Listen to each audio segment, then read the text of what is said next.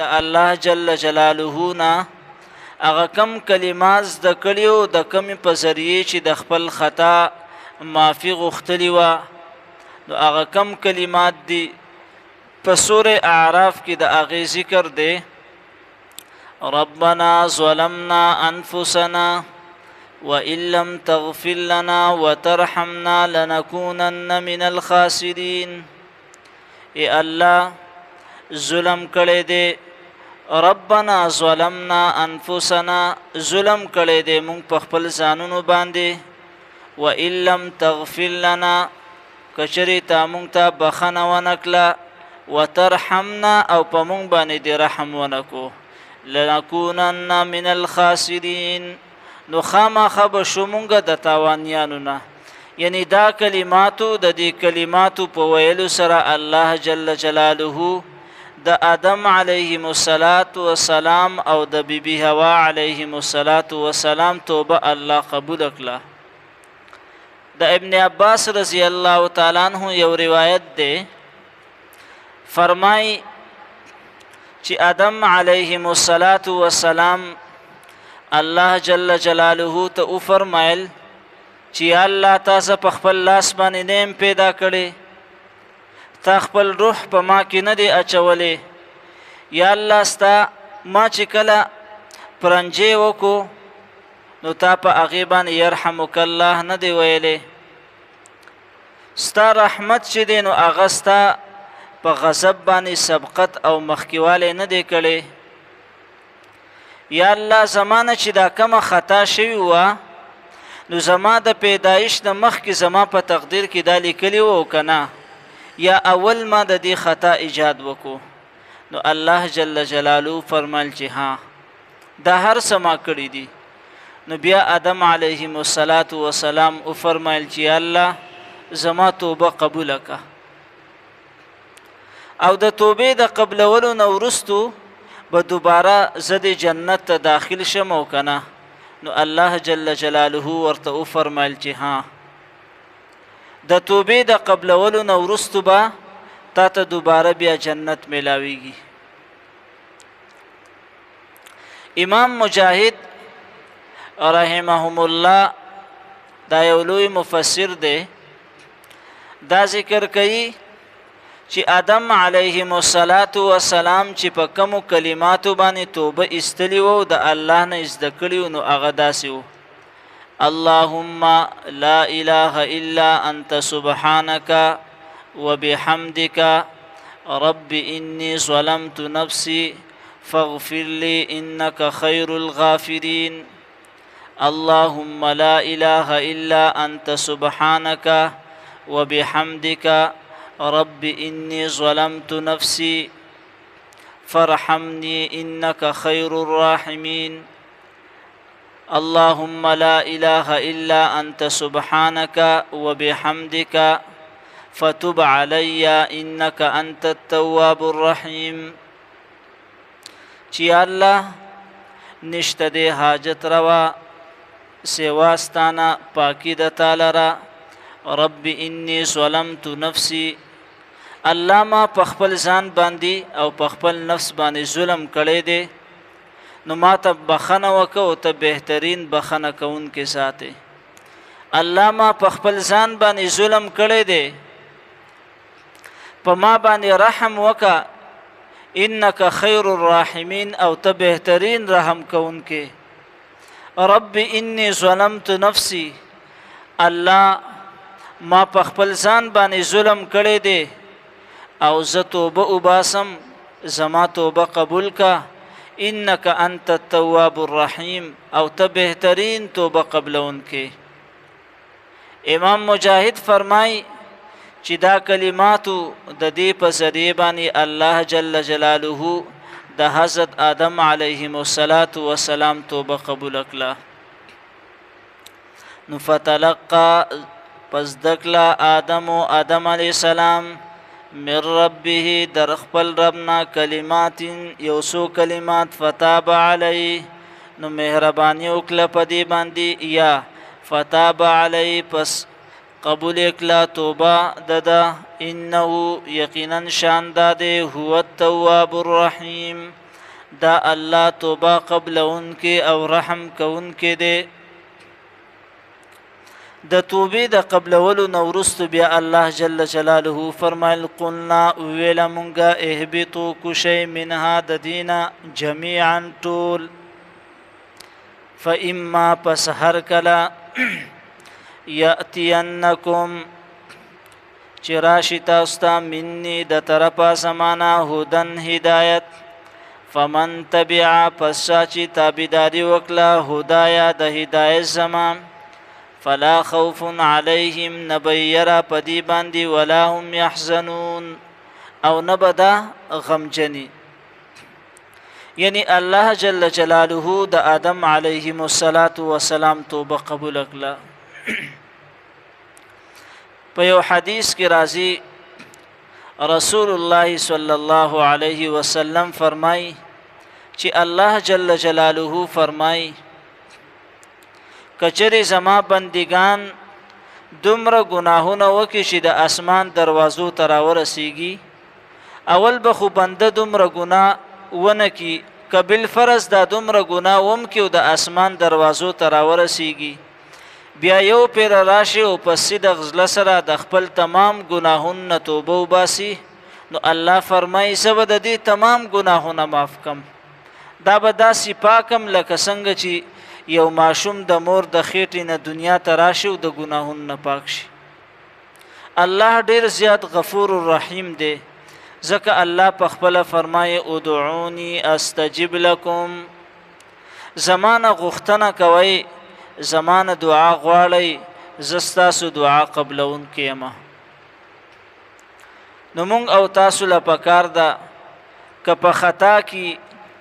یا جان بوش کر زمونږ نه کله ګناه وشي نو هغې باندې خپیماني پکار ده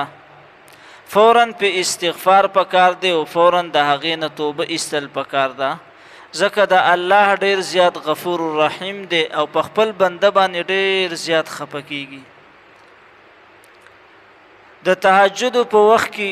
د شپې په درېیمه حصه کې الله جل جلاله اسمان دنیا ته راشي دا کم اسمان چې مونږ ته ښکاریږي او الله اعلان کوي څوک شته چې زمانه د خپل ګناهونو معافي وغواړي چې زه د هغې ګناهونه معاف کم. څوک شته دی چې زمانه خپل حاجت سر کی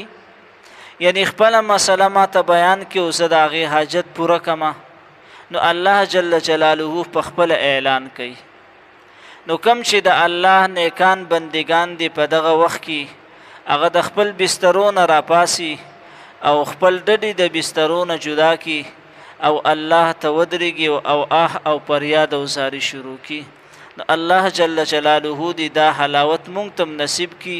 چې مونږ د تهجد پابندي وکړو په دغه وخت کې الله سره د راز او د نیاز خبرې وکړو او د خپل ګناهونو معافي وغواړو. الله جل جلاله دی په مونږ باندې رحم وکړي او زمونږ ګناهونه دی معاف کړي. نو قلنا اویلا مونږه اهبطو کوشئ منها د دې جنتنا جمیعا ټول یعنی هغه اولنې کوم حکم چې و د آدم علیه السلام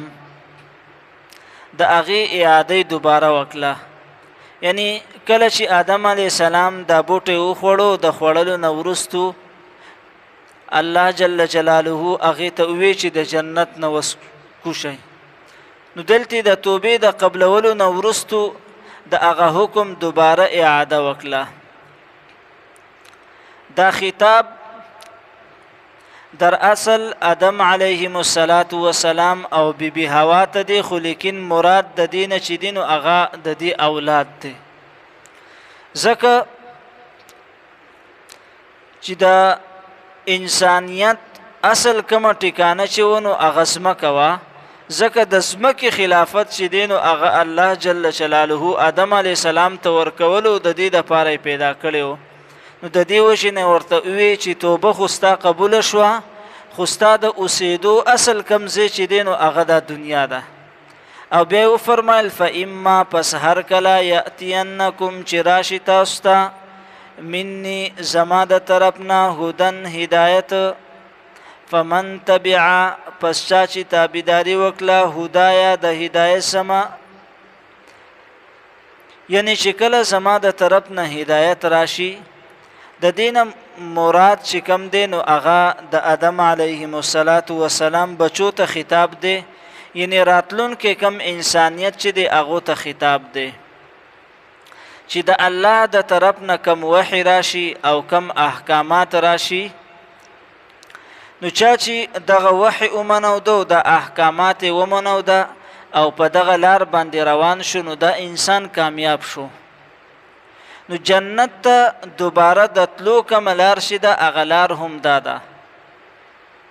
او د دې دپاره الله جل جلاله د ټولو نه اول آدم علیه السلام راولیږو او هغې چې کوم دی نو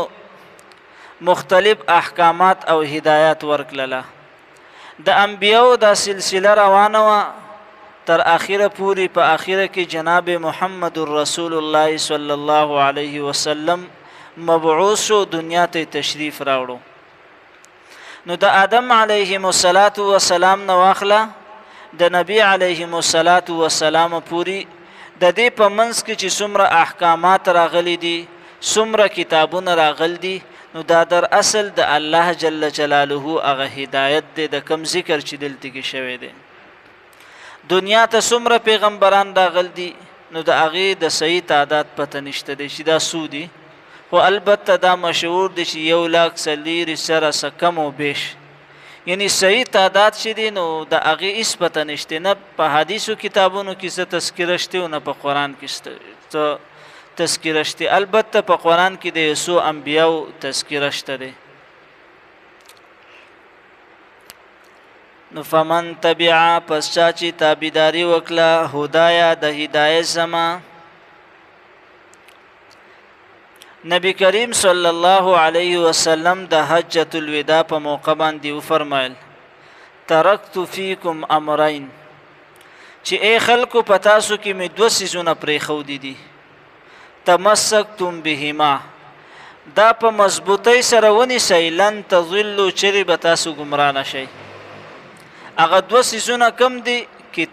کتاب الله یو د الله کتاب دی یعنی قرآن مجید دی دویم و سنتی دویم زما سنت دی یعنی کم قسم چې قرآن مجید او د رسول الله صلی الله علیه وسلم سنت راونیسی نو دیتا دا پخه ګرانټي ده چې دا بچریم ګمراه نشي ځکه د انسان د کامیابی دپاره دا دوه څیزونه دا ډېر بنیادی حیثیت لري د دې په کامیابی کې نو نبی علیه السلام وفرمایل چې لن تضلوا چیرې به تاسو ګمراه نشئ که چیرې تاسو په خپل ژوند کې قرآن مجید راوستلو او زما په سنت طریقو باندې عمل وکړو نو فمن تبع پس چې تابعداري وکړه هدایا د هدایت زما